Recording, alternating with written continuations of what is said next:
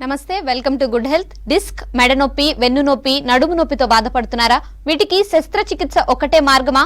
Sciatica సమస్యలకు హోమియోలో ఎటువంటి చికిత్స అందుబాటులో ఉందో మనకి తెలియజేయడానికి హోమియో కేర్ ఇంటర్నేషనల్ డాక్టర్ అరుణ గారు మనతో పాటు స్టూడియోలో ఉన్నారు. నమస్తే మేడం. నమస్తే అండి. సో ఫస్ట్లీ అసలు డిస్క్ ప్రాబ్లం వల్ల వచ్చే సమస్యలు ఏంటి అండ్ దానికి కారణాలు ఏంటంటారు? ఇవాళ రేపు చూస్తున్నామండి, ఏజ్కి సంబంధం లేకుండా డిస్క్ ప్రాబ్లమ్స్ వస్తుంటాయి. సో డిస్క్ ప్రాబ్లం అనేది అక్యూట్ ప్రాబ్లమ్స్ వల్ల లేకపోతే క్రానిక్ కండిషన్స్లో కూడా ఉంటుంది.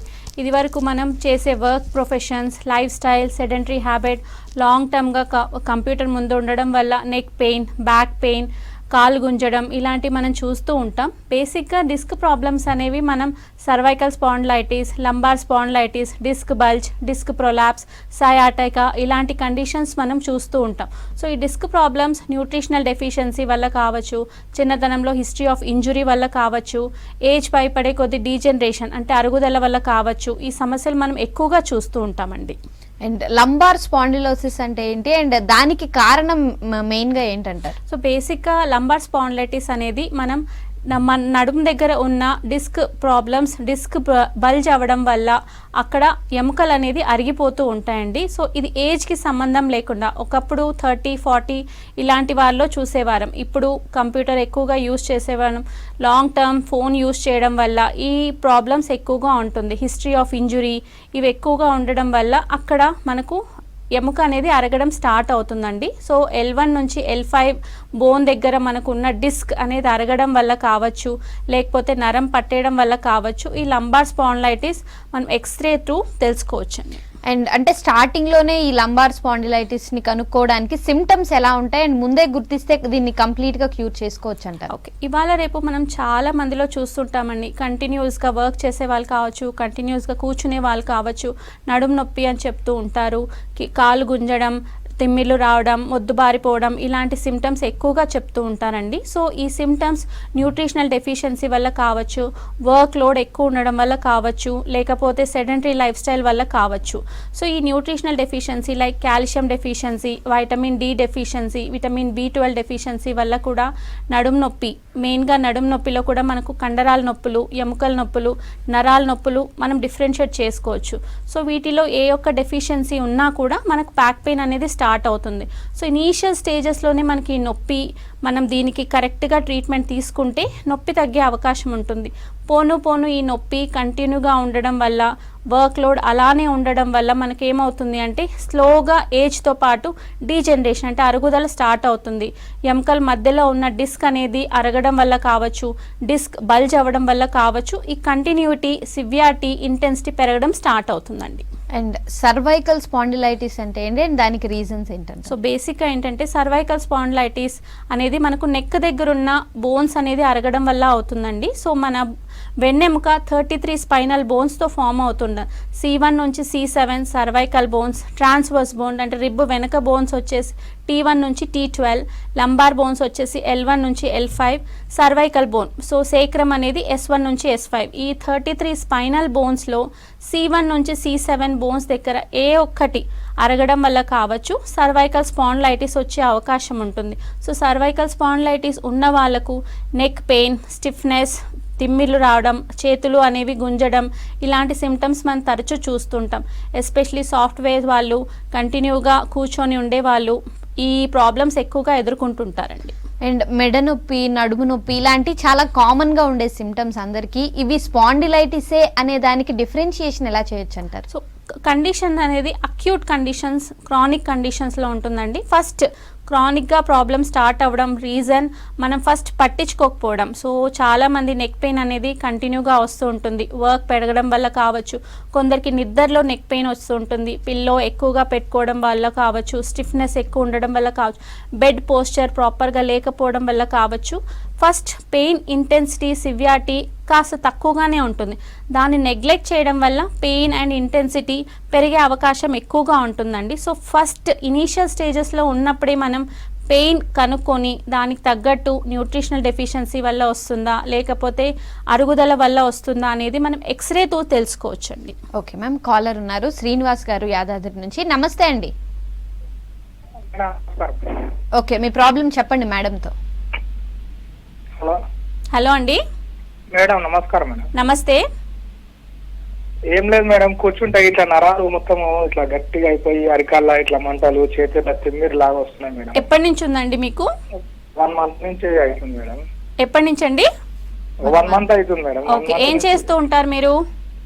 నేను ఫీల్డ్, మాకు యాదాద్రిలో షాప్ ఉంది మేడం, డ్రైవింగ్ చేస్తుంటా కార్. ఓకే ఓకే, కాన్స్టెంట్ గా సిట్టింగ్ వల్ల ఈ ప్రాబ్లం వస్తూ ఉంటుందండి. 1 మంత్ నుంచే ఉంది కాబట్టి వాకింగ్ చేయడం, ప్రాపర్ గా బెండింగ్ పోస్చర్ లో కొన్ని లంబార్ ఎక్సర్సైజెస్ అంటూ మనకు ఉంటాయి. అలాంటి ఎక్సర్సైజెస్ చేయడం వల్ల పెయిన్ అనేది సబ్సైడ్ అయ్యే అవకాశం ఉంటుంది.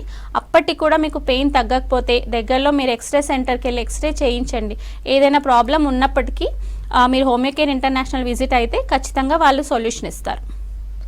ఓకే మ్యామ్, అంటే ఎక్కువగా ఏజ్ వారిలో ఈ డిస్క్ ప్రాబ్లమ్స్ అనేవి చూస్తుంటామంటారు. సో ఏజ్ అనేది 30+ వారిలో మనం ఎక్కువగా చూస్తుంటామండి. ఎస్పెషలీ ఈ డిస్క్ ప్రాబ్లమ్స్ ఫీమేల్స్, మేల్ అని కండిషన్ లేకుండా చిల్డ్రన్స్లో కూడా ఈ ప్రాబ్లం ఎక్కువగా చూస్తూ ఉంటాం. సో ఇవాళ రేపు మనకు nutritional deficiency, calcium, vitamin D source తగ్గడం వల్ల ఈ డిస్క్ ప్రాబ్లమ్స్ ఎక్కువగా చూస్తున్నాం. చిన్నప్పుడు హిస్టరీ ఆఫ్ ఇంజురీస్ కావచ్చు, మైల్డ్ యాక్సిడెంట్స్ మనం కేర్ తీసుకోకుండా ఉండడం వల్ల కావచ్చు, ఫ్రాక్చర్స్ వల్ల కావచ్చు, ఈ ప్రాబ్లం ఏజ్కి సంబంధం లేకుండా చూస్తుంటాం. ఎస్పెషలీ హౌస్ వైఫ్స్, వెయిట్ ఎక్కువ ఉండే వాళ్ళకు ఈ ప్రాబ్లమ్స్ మనం చూస్తూ ఉంటాం. సో ఈ ప్రాబ్లం ఫస్ట్ పట్టించుకోకపోవడం వల్ల, కండిషన్ పెరిగే అవకాశం వల్ల కూడా ఈ ప్రాబ్లం ఎక్కువగా కనిపిస్తుంటుందండి. అండ్ ఈ డిస్క్ ప్రాబ్లంతో వచ్చే వాళ్ళల్లో చాలా కామన్గా కనిపించే ఒక డిజార్డర్ ఏంటంటారు, అండ్ దేనివల్ల ఎక్కువ ఇబ్బంది పడుతూ ఉంటారంటారు? సో డిస్క్ ప్రాబ్లం మేజర్లీ కావచ్చు, నెక్ దగ్గర బోన్స్ డిస్టర్బ్ అవ్వడం వల్ల కావచ్చు, సయాటికా మనకు ఎముక దగ్గర కావచ్చు. డిస్క్ ప్రాబ్లమ్స్లో ఎక్కువగా చూస్తున్న ప్రాబ్లం ఇవాళ రేపు సయాటికా అనే ప్రాబ్లం చూస్తుంటామండి. సయాటికా బైలాటరల్, లెఫ్ట్ లెగ్లో ఉండొచ్చు, రైట్ లెగ్లో ఉండొచ్చు. ఈ మేజర్ ప్రాబ్లం రావడానికి రీజన్ అక్కడ నర్వ్ కంప్రెస్ అవ్వడమే మేజర్ రీజన్ అండి. మనకు లంబార్ బోన్స్ ఉంటాయి కదా, L1 నుంచి L5, ఈ లంబార్ బోన్స్ దగ్గర థీకల్ ఇండెంటేషన్, నర్వ్ కంప్రెస్ అవ్వడం వల్ల సయాటికా అనే మేజర్ నర్వ్ కంప్రెస్ అవుతుంది. అది లెఫ్ట్ సైడ్ ఎక్కువగా ఒత్తుకపోవడం వల్ల లెఫ్ట్ సైడ్ పెయిన్ వచ్చే అవకాశం ఉంటుంది. రైట్ సైడ్ ఒత్తుకపోవడం వల్ల రైట్ సైడ్ వచ్చే పెయిన్ అవకాశం ఉంటుంది. ఈ పెయిన్ ఉన్న వాళ్ళకు కాళ్ళు తిమ్మిలు రావడం, కూర్చొని లేచేటప్పటికి స్టిఫ్నెస్ ఉండడం, మొద్దుబారిపోవడం, ఈ ప్రాబ్లమ్స్ మనం ఎక్కువగా చూస్తూ ఉంటామండి. దీనికి మెయిన్గా మనం ఎక్సర్సైజెస్ చేస్తూ ప్రాపర్గా వాకింగ్ చేసినట్లయితే కొంతవరకు రిలీఫ్ వచ్చే అవకాశం ఉంటుంది. ఓకే మ్యామ్, మరో కాలర్ ఉన్నారు, రోహిత్ గారు హైదరాబాద్ నుంచి. నమస్తే అండి. గుడ్ ఆఫ్టర్నూన్ అండి, మేడంతో ప్రాబ్లం చెప్పండి. నాకు రెగ్యులర్ గా నెక్ పెయిన్ అనేది వస్తుంది మ్యామ్. లైక్ హెడ్ నుంచి నెక్ వరకు చాలా పెయిన్ ఉంటుంది సివియర్ గా. లైక్ ఆల్మోస్ట్ లైక్ 1.5 year నుంచి ఉంది రెగ్యులర్. ఓకే, ఎప్పుడైనా ఎక్స్రే చేయించారండి? లేదు మేడం, చేపియలేదు. Okay, neck pain continuity, severity మనం ఫస్ట్ చూసుకోవాల్సి ఉంటుందండి. ఒకవేళ 1 నుంచి 3 months లోపు పెయిన్ ఉంటే అంటే అది అక్యూట్ కండిషన్స్ వల్ల కావచ్చు. మీరు చేసే వర్క్, పోస్చర్, సిస్టమ్ ఎక్కువగా యూజ్ చేయడం వల్ల పెయిన్ అనేది ఉంటుంది. కొంతవరకు రిలీఫ్ మీరు ఎక్సర్సైజ్ చేయడం వల్ల ఉంటుంది. అయినప్పటికీ కూడా మీకు పెయిన్ కంటిన్యూ అవుతుందంటే ఒకసారి anterior and posterior side X ray చేయించండి. వాటిలో ఏదైనా ప్రాబ్లం ఉన్నట్లయితే ప్రాపర్గా మెడికేషన్ యూజ్ చేసినట్లయితే లోపల ఏదైనా డిస్టర్బెన్సెస్ ఉంటే క్లియర్ అయ్యే అవకాశం ఉంటుంది. ఓకే మేడం, అంటే సయాటికా వచ్చిన వాళ్ళలో సిమ్టమ్స్ ఎలా ఉంటాయి అంటారు? సో సయాటికా వచ్చిన వాళ్ళు చాలామంది ఇవాళ రేపు చూస్తున్నామండి. ఏజ్కి సంబంధం లేకుండా ఈ సయాటికా పెయిన్ కంటిన్యూటీ ఎక్కువగా చూస్తుంటాం. ఎస్పెషలీ వాచ్మెన్స్ కావచ్చు, హౌస్ వైఫ్స్, సిస్టమ్ యూజ్ చేసే వాళ్ళు ఈ ప్రాబ్లం ఎక్కువగా చూస్తూ ఉంటాం. సో ఈ ప్రాబ్లంకి మెయిన్ థింగ్ నడుము నొప్పి అనేది కంటిన్యూగా ఉంటుంది. నడుము నొప్పి పడుకున్నప్పటికీ, లేచినప్పటికీ, లాంగ్ స్టాండింగ్, సిట్టింగ్ వల్ల ఈ పెయిన్ ఉంటుంది. అక్కడ నర్వ్ కంప్రెస్ అవ్వడం వల్ల స్టిఫ్నెస్తో పాటు కాళ్ళు గుంజుతూ ఉంటాయండి. కంటిన్యూగా గుంజడం, నిద్రలో పట్టేయడం, పిక్కలు పట్టేయడం, ఈ ప్రాబ్లంతో పాటు మొద్దుబారిపోయిన సెన్సేషన్ కూడా ఎక్కువగా ఉంటుంది. ఓకే మ్యామ్, మరో కాలర్ ఉన్నారు, సరోజ గారు హైదరాబాద్ నుంచి. నమస్తే అండి. నాకు మెడల్ నొప్పులండి, కొంచెం క్లియర్ గా చెప్పరా? చెప్పండి. హలో, చెప్పండి అమ్మా. నాది కొంచెం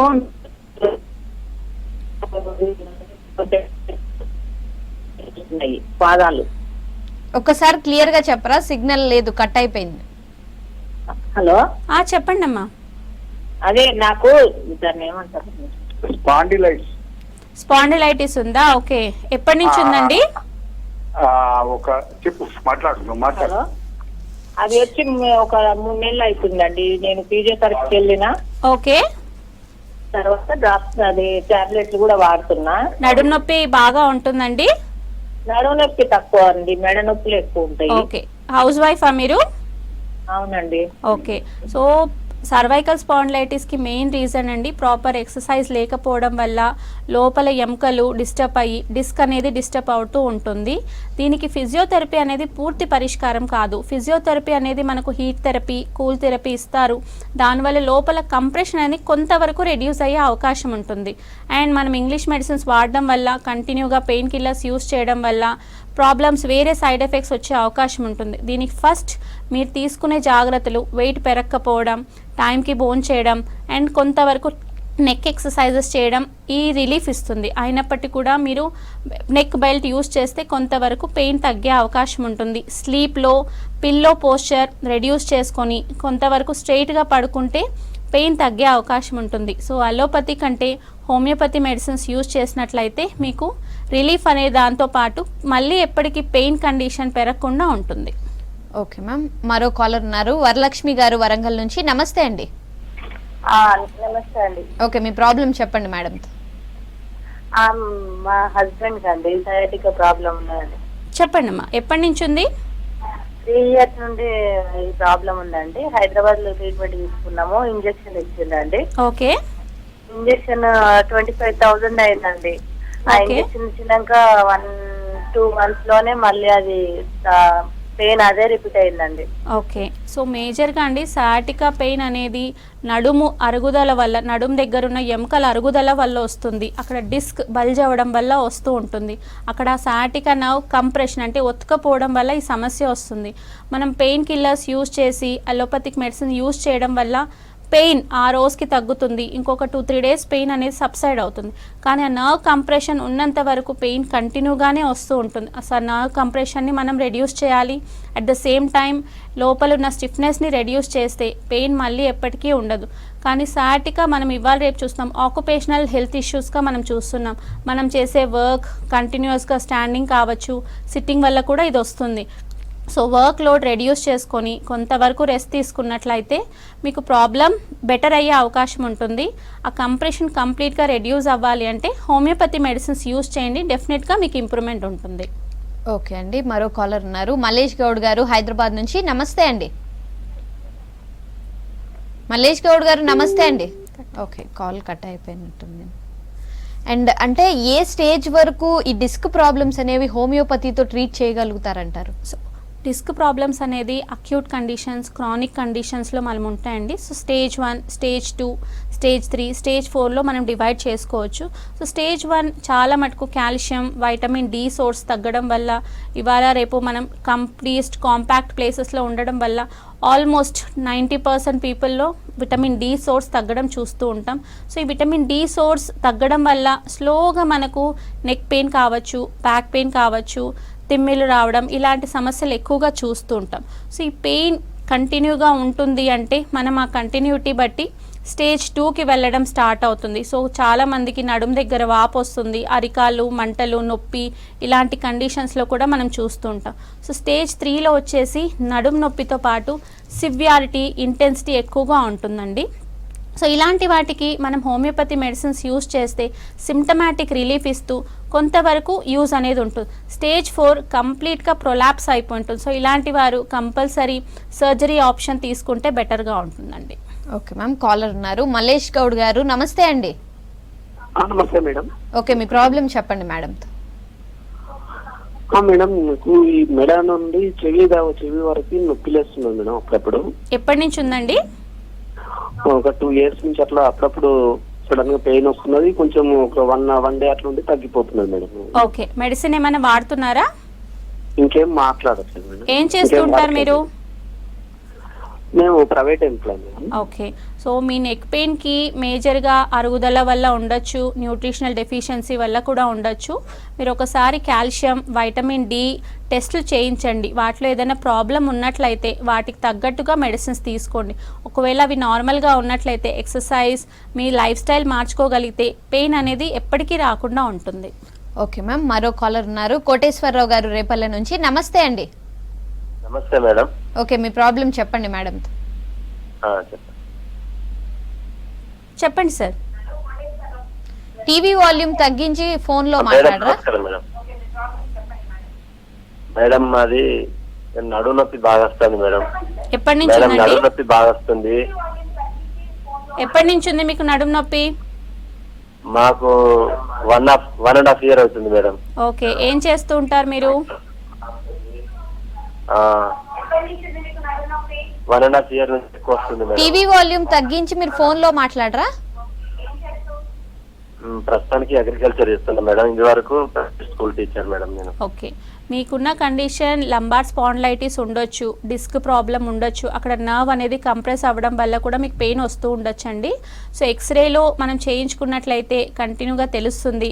లేదు ఎక్స్రేలో కూడా కొన్ని కండిషన్స్ అనేవి మనకు తెలియదు, ఎంఆర్ఐలో అయితే కంపల్సరీ మనకు తెలుస్తుంది. పెయిన్ అనేది రెడ్యూస్ అవ్వాలి అంటే ఇవాళ రేపు లైఫ్ స్టైల్ మార్చుకోవాల్సి ఉంటుంది. దాంతోపాటు స్లీపింగ్ పోస్చర్, సిట్టింగ్ పోస్చర్ ఇలాంటివి సెట్ చేసుకొని ఎక్సర్సైజెస్ చేసినట్లయితే పెయిన్ తగ్గే అవకాశం ఉంటుంది.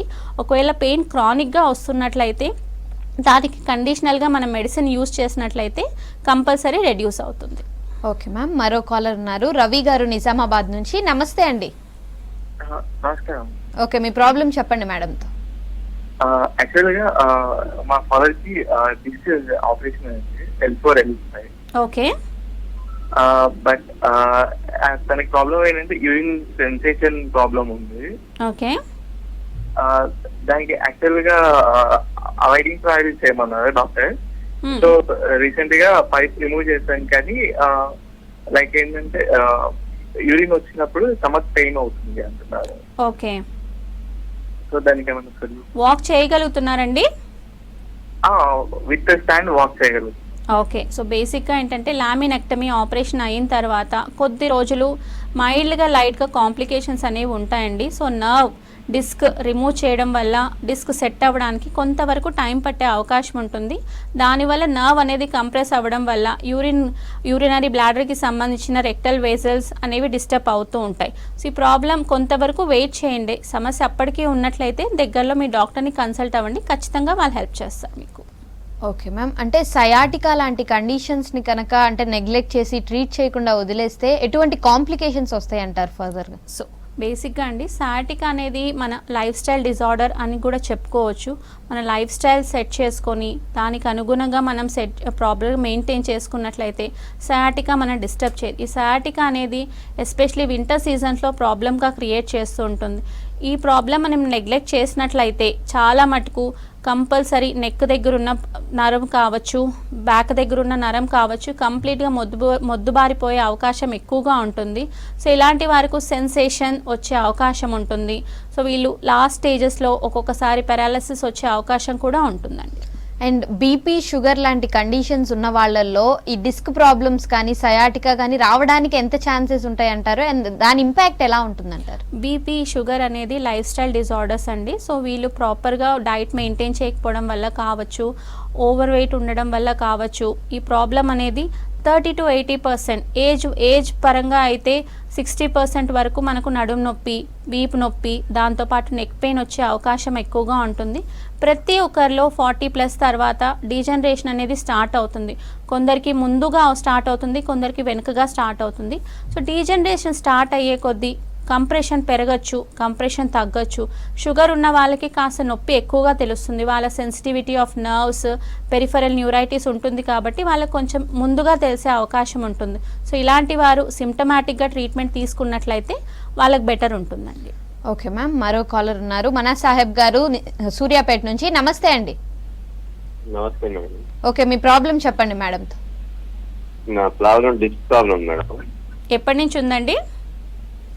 2 years మేడం. మెడిసిన్ వాడుతున్నారా?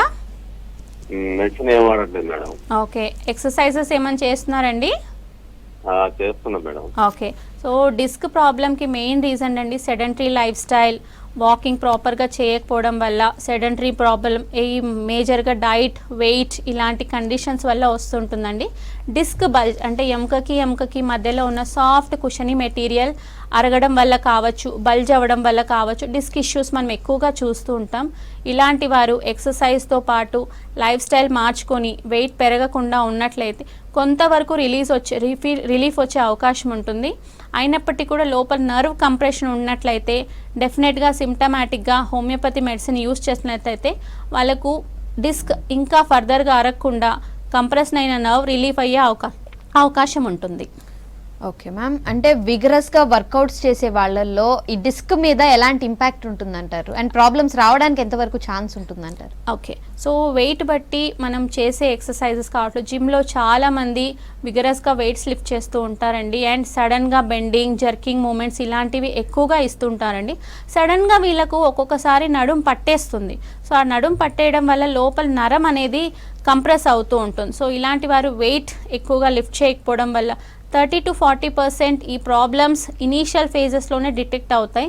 అయినప్పటికీ కూడా వాళ్ళు వెయిట్ ఇంకా కన్సర్న్గా లిఫ్ట్ చేస్తున్నట్లయితే ఫర్దర్గా డిస్క్ ప్రాబ్లమ్స్ వచ్చే అవకాశం 5 years తర్వాత కావచ్చు, 6-7 years తర్వాత కావచ్చు, వాళ్ళకి అప్పుడు రియలైజ్ అయ్యే అవకాశం ఎక్కువగా ఉంటుంది.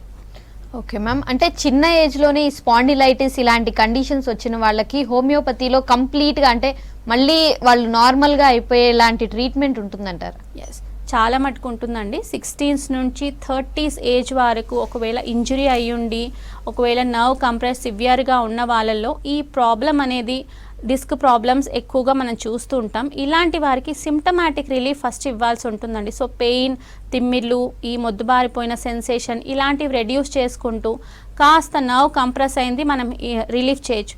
కానీ అరిగిపోయిన బోన్స్ మళ్ళీ ఎప్పటికీ డీజనరేషన్ అయ్యే అవకాశం అస్సలు ఉండదు. సో మనం సిమ్టమాటిక్గా రిలీఫ్ ఇస్తూ కొంతవరకు కార్టిలేజ్, టెండాన్స్ వీటికి రిలీఫ్ ఇస్తూ ఇన్ఫ్లమేషన్ లేకుండా మనం బెటర్ తీసుకోవచ్చండి. ఓకే మ్యామ్, మరో కాలర్ ఉన్నారు, ప్రవీణ్ గారు హైదరాబాద్ నుంచి. నమస్తే అండి. నమస్తే అండి. ఓకే, మీ ప్రాబ్లం చెప్పండి మేడం. నడుము నొప్పి లేస్తుందండి. ఎప్పటి నుంచి ఉందండి? నమస్తే అండి. చెప్పండి, ఎప్పటి నుంచి ఉంది మీకు నడుము నొప్పి? ఒక 3 months నుండి మేడం. ఓకే, ఏం చేస్తూ ఉంటారు మీరు? పెట్రోల్ బంక్ వేస్తాను మేడం.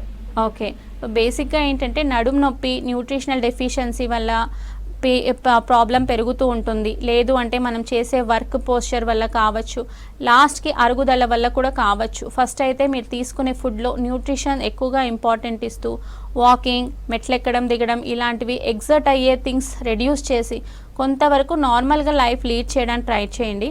అయినప్పటికీ కూడా మీకు పెయిన్ అలానే కంటిన్యూ అవుతాయి, ఎంఆర్ఐ స్కాన్ చేయించండి. వాటిలో ఏదైనా ఇష్యూ ఉన్నట్లయితే మీరు హోమియోపతి మెడిసిన్ యూస్ చేస్తే డెఫినెట్గా ఇంప్రూవ్మెంట్ ఉంటుంది. అండ్ అంటే ఇలాంటి డిస్క్ ప్రాబ్లమ్స్లో మెయిన్గా హోమియోపతికి అండ్ అలోపతికి ఉండే కంప్లీట్ డిఫరెన్స్ ఏంటంటారు? సో బేసిక్గా ఏంటంటే హోమియోపతి కంప్లీట్ కాన్స్టిట్యూషనల్ మెడికేషన్ ఇవ్వడం వల్ల పెయిన్ రిలీఫ్తో పాటు పెయిన్ ఎందుకు వస్తుంది దాని రూట్ కాజ్ అనేది మనం కనుక్కోవడం చేయొచ్చండి. ఇవాళ రేపు అలోపతిక్ మెడిసిన్స్ యూజ్ చేయడం వల్ల పెయిన్ రెడ్యూస్ అవుతుంది, కానీ లోపల జరిగే ప్రక్రియ వెదర్ ఇట్ ఈస్ ఇన్ఫ్లమేషన్ కావచ్చు, కంప్రెస్ అవుతున్న నర్వ్ అది కంటిన్యూగా జరుగుతూనే ఉంటుందండి. సో వాళ్ళు కూడా సిమ్టమాటిక్ ట్రీట్మెంట్ ఇస్తారు, కానీ ప్రాబ్లం అనేది పెరుగుతూ ఉంటుంది. అది హోమియోపతి మెడికేషన్లో ఉండదండి. హోమియోపతి మెడిసిన్స్ ఫస్ట్ సిమ్టమాటిక్ రిలీఫ్తో పాటు రూట్ కాజ్కి ట్రీట్మెంట్ ఇస్తాం. కాబట్టి జెనెటిక్ కాన్స్టిట్యూషనల్ మెడిసిన్స్ ఇవ్వడం వల్ల ఒకవేళ ఏజ్ చిన్నగా ఉన్నట్లయితే సమస్య రివర్స్ అయ్యే అవకాశం ఉంటుంది. ఏజ్తో పాటు ఫర్ ఎగ్జాంపుల్ డీజనరేషన్ పెరుగుతుంది, 60sలో ఉన్న వారికి ఫర్దర్ అరగకుండా ఇంకా ప్రాబ్లం పెరగకుండా ఎవరి సపోర్ట్ లేకుండా వాళ్ళ లైఫ్ స్టైల్ లీడ్ చేసే అవకాశం హోమియోపతి మెడిసిన్ ఇస్తుందండి. ఓకే మ్యామ్, అంటే already BP, sugar, heart conditions లాంటి వాటికి అలోపతి మెడిసిన్ వాడుతున్న వాళ్ళలో అంటే హోమియోపతి మెడిసిన్ తీసుకోవాలి అంటే రెండింటికి మధ్య గ్యాప్ ఎంత ఉండాలంటారు? ఓకే, చాలామంది అండి ఇవాళ రేపు చూస్తున్నాం అలోపతి మెడిసిన్స్తో పాటు ఏ సైడ్ ఎఫెక్ట్ ఉండొద్దని హోమియోపతి మెడిసిన్స్ కూడా యూస్ చేస్తుంటారు. ఫర్ ఎగ్జాంపుల్ షుగర్ ఉన్నవాళ్ళు, బీపీ, థైరాయిడ్ ఇలాంటి కండిషన్స్ ఉన్న వారికి కూడా నడుము నొప్పి, వీపు నొప్పి, తిమ్మిర్లు, సయాటికా ఇలాంటి పెయిన్స్ మనం ఎక్కువగా చూస్తూ ఉంటామండి. సో వీటికి మళ్ళీ అలోపతి యూస్ చేయకుండా హోమియోపతి మెడిసిన్స్ యూస్ చేయడం వల్ల వాళ్ళకు ఆ ప్రాబ్లమ్స్, ఆ కాంప్లికేషన్స్ పెరిగే అవకాశం తక్కువగా ఉంటుంది.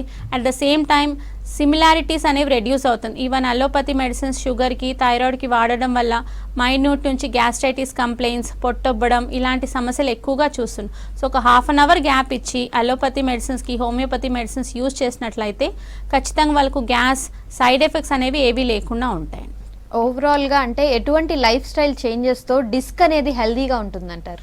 సో బేసిక్గా అండి చిల్డ్రన్ దగ్గర నుంచి పెద్దవాళ్ళ వరకు ఫస్ట్ థింగ్ ఎక్సర్సైజెస్ అనేది మ్యాండేటరీ చేయాలండి. బ్రిస్క్ ఎక్సర్సైజెస్ కానీ జిమ్లో ఎక్కువగా వెయిట్ లిఫ్టింగ్ వస్తువులు ఇలాంటివి ఎత్తకుండా ప్లెయిన్ వాకింగ్ 25 మినిట్స్ నుంచి 40 మినిట్స్ వరకు మనం ప్లెయిన్గా వాకింగ్ చేసినట్లయితే కొంతవరకు బెటర్ ఉంటుంది. దెన్ న్యూట్రిషనల్ డెఫిషియన్సీ ఇవాళ రేపు చూస్తున్నాం, క్వాలిటీ ఆఫ్ ఫుడ్ డిటోరియేట్ అయిపోయింది. సో క్వాలిటీ ఆఫ్ ఫుడ్, రా వెజిటబుల్స్, ఫ్రూట్స్ ఇలాంటివి తీసుకుంటే న్యూట్రిషనల్ డెఫిషియన్సీస్ తగ్గే అవకాశం ఉంటుంది. దాంతోపాటు వెయిట్ ఎక్కువగా ఉన్న వాళ్ళు, మెటబాలిక్ డిజార్డర్స్ ఇదివరకే షుగర్ కానీ, బీపీ కానీ, థైరాయిడ్ కానీ, పీసీఓడి సిమ్టమ్స్ ఉన్న వాళ్ళు ఎక్సర్సైజెస్తో పాటు వాళ్ళ life style, stress, proper sleep ఇలాంటివి మెయింటైన్ చేసినట్లయితే ఎర్లీగా 30స్లోనే రావాల్సిన మనం డిస్క్ డిస్టర్బెన్సెస్ 40-45 వరకు మనం చూడొచ్చు. మెనోపాజల్ కండిషన్స్లో కావచ్చు, మెనార్కీ కండిషన్స్లో కావచ్చు. ఈ సమస్యలు మనం ఎక్కువగా రాకుండా ఏజ్ పైబడిన వాళ్ళలో ఈ సమస్య పెరిగేటట్టు చూసుకోవచ్చు. ఓకే మ్యామ్, మరో కాలర్ ఉన్నారు. యాకయ్య గారు నమస్తే అండి. నమస్తే అండి. హలో, నమస్తే సార్. ఓకే, మీ ప్రాబ్లం చెప్పండి మేడంతో. నమస్తే సార్. నమస్తే అండి, చెప్పండి. ఎప్పటి నుంచి ఉందండి నడుము నొప్పి? నేను డ్రైవింగ్ చేస్తా మేడం. ఓకే, వల్ల నొప్పి వస్తుంది. ఎప్పటి నుంచి ఉంది మీకు నడుము నొప్పి? రీసెంట్ గా వచ్చిందండి. ఓకే, సో బేసిక్గా అంటే కంటిన్యూగా డ్రైవింగ్ చేసేస్తే వాళ్ళలో పొజిషన్ ఆఫ్ నర్వ్ ఒకలాగే ఉంటుంది కాబట్టి వాళ్ళకి నెక్ పెయిన్ వచ్చే అవకాశం ఎక్కువగా ఉంటుంది. సో నెక్ పెయిన్ రెడ్యూస్ చేయాలి అంటే ప్రాపర్గా ఎక్సర్సైజ్ చేసినట్లయితే కొంతవరకు బెటర్ ఉంటుంది. Okay ma'am, thank you so much ma'am. ఇది ఇవాళ good health. Stay tune to V6 news.